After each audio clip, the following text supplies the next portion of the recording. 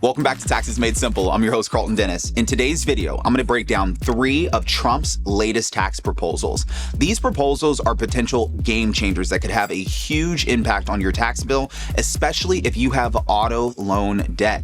You need to know this information before you cast your vote. I'll also be answering a key tax question from one of my subscribers related to the election. So make sure that you stay all the way to the end of this video if you want to get this information to save money. Let's do this. All right, guys, proposal number 1. Donald Trump has proposed eliminating double taxation for Americans that are living abroad. Now, this is an incredibly important tax proposal, and the tax issue is rarely something that comes up in presidential elections, which is why I'm so glad it has come up for this one. In order to understand this tax proposal, you need to first understand the current tax policies for overseas Americans and why it's such a problem in the first place. Right now, under current tax rules, American citizens who live in any other country besides the United States not only have to pay income taxes to their host nation, but they also have to pay income taxes back here in the United States. This creates a situation in which U.S. citizens living and working abroad experience double taxation. Double taxation results in a massive increase in total taxes that a person has to pay, and it's a tremendous burden on any American citizen who lives in a different country and has to deal with this tax policy. Now, the double taxation policy is so extreme that almost every single other nation in the entire world doesn't have this double taxation. In fact, the United States is one of just several countries, including Eritrea, a small country in East Africa, that still has this tax policy. Yes, I did look that one up. This is a massive problem because it means that if you are an American citizen and you want to live in another country without giving up your citizenship, it means that you're going to owe substantially more in taxes than you would have if you just stayed in the United States. Hello, all of my Puerto Rico residents. Now, this policy discourages Americans from traveling the world and working in other countries, and it forces them to keep their tax dollars flowing back to Uncle Sam no matter where they live. It's just how it goes. But keep in mind, however, this tax policy doesn't apply to every American citizen who lives abroad. It only applies to people making a certain amount of income in 2024. $126,500 is the threshold. If you make more than that and you live in a foreign country, expect your income to be taxed twice, once by your host nation and once by the United States. Now, according to the Association of American Residents Overseas, AARO, it is estimated that 5.4 million American citizens live overseas, so there are millions of Americans who this tax policy will dramatically impact. If you happen to be one of these people, then I'm guessing you probably don't want your income to be taxed twice, am I right? Well, former President Donald Trump announced on Wednesday, October 9th, that he plans to eliminate the double taxation policy for Americans who are living abroad. This is one of many interesting tax proposals that Trump has made leading up to this election. This proposal won't necessarily become law. However, if it did, it could mean that hundreds of thousands of possibly even millions of Americans could have to pay significantly less taxes. Now, another thing to consider with this tax proposal is that the ending of double taxation for Americans living abroad could create a massive incentive for Americans to travel more. Currently, it is likely that many Americans hesitate to take overseas jobs because they don't want to deal with some of this double taxation. However, double taxation ended. Couldn't this lead to more Americans taking jobs in other nations temporarily?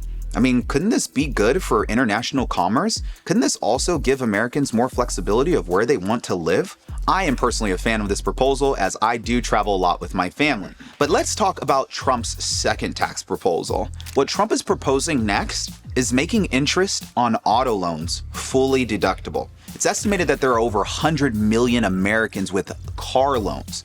I'm guessing that many of you watching this video are included in this group. I mean, after all, the average price of a new car in America in 2024 is roughly $48,338. With rising food, housing, and energy costs, a lot of Americans are already struggling. So many cannot afford to buy new vehicles in cash. Auto loans are a necessity for tens of millions of Americans, and Trump wants to help everyone who has a car loan to save money in taxes by making the interest on your auto loans tax deductible. If this tax proposal becomes law, then potentially more than 100 million Americans would be able to get a tax deduction that they didn't get a year ago. These hundreds of millions of Americans would be able to write off their auto loan interest payments that they are making to lenders every single year. This could help anyone with an auto loan to reduce their taxable income and thus their taxes. Now, It's unclear at this time whether or not there would be an income limit for people to use this deduction. It's not just individuals with auto loans who could benefit from this, though. If more people are able to take out auto loans due to being able to deduct the interest, it could potentially be enormously beneficial for the American auto industry. Trump is well aware of this, and that is why he actually announced this tax proposal at a speech that he made at the Detroit Economic Club in Detroit, Michigan, which is also known as the heart of the American auto industry. During the speech, Trump said, "We're going to make it fully deductible. The interest payments, that's going to revolutionize your industry. This will stimulate massive domestic auto production and make car ownership dramatically more affordable for millions and millions of working American families." While many people have expressed support for this new tax proposal since Trump announced it, there are also others who have denounced it, saying that it will unfairly benefit wealthier Americans since they tend to have cars that are more expensive. Of course, someone who is paying interest for a car loan of $200,000 for a new Lamborghini is going to pay more interest than someone who takes out a car loan for $5,000 on a Honda Civic, obviously. However, it seems to me that even if wealthier people would be able to write off more loan interest every year, it would still be beneficial for both the auto industry and millions of Americans. It's a win-win in my book, if you ask me.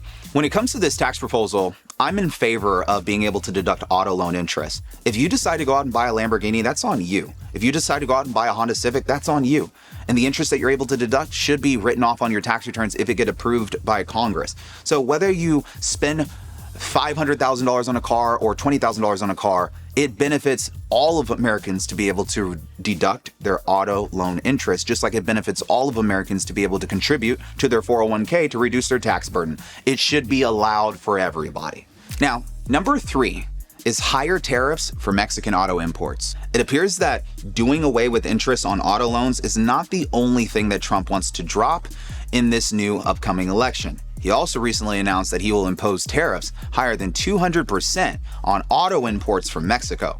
The goal of these high tariffs would be to limit the ability of international companies from setting up car manufacturing plants in Mexico and then selling vehicles right across the border into the United States. Due to the trade agreements between Mexico, the United States, and Canada, some foreign automakers view setting up shop in Mexico as a way to sidestep tariffs and gain access to logistic networks that make it easier to sell cars in America where there is massive demands. Mexico also has an abundance of skilled auto workers and cheaper labor than many Western nations and some Asian nations. So many people, including Trump, believe that this is positioning the Mexican auto industry to be a rising threat to Detroit in the American auto industry. Trump has also previously announced a wide variety of tariffs for many different types of imports. But these latest remarks about a tariff in excess of 200%, that's significantly higher than he had previously mentioned. Speaking about these new proposed tariffs for automobiles made in Mexico, Trump said, "When I use 200%, I'm using it as a number. I don't want their car. They will not be able to sell cars. I'm not going to let them build a factory right across the border and sell millions of cars into the United States and destroy Detroit further." You see, there is concern not just from Trump, but from many other politicians about the rise of China's auto industry and its ability to produce an extremely high number of lower-priced electric vehicles. There are many who view this as a threat to Americans' auto industry, which includes classic American car companies such as Ford, General Motors, and Elon's company Tesla. A number of Democratic senators also urged President Biden to increase tariffs on Chinese-made vehicles. So keep this in mind. There are approximately 4.5 million Americans who work in the auto industry. So out of all of the tax proposals that Trump has made on the campaign trail, raising tariffs for auto imports, especially those from Chinese companies that are produced in Mexico, might be the one that the Democrats like the most or can at least tolerate the most. Now, I would love to hear your guys' opinions on this. Let me know what you guys think about tariffs on automobiles that are non-US based. Would love to hear your guys' opinion.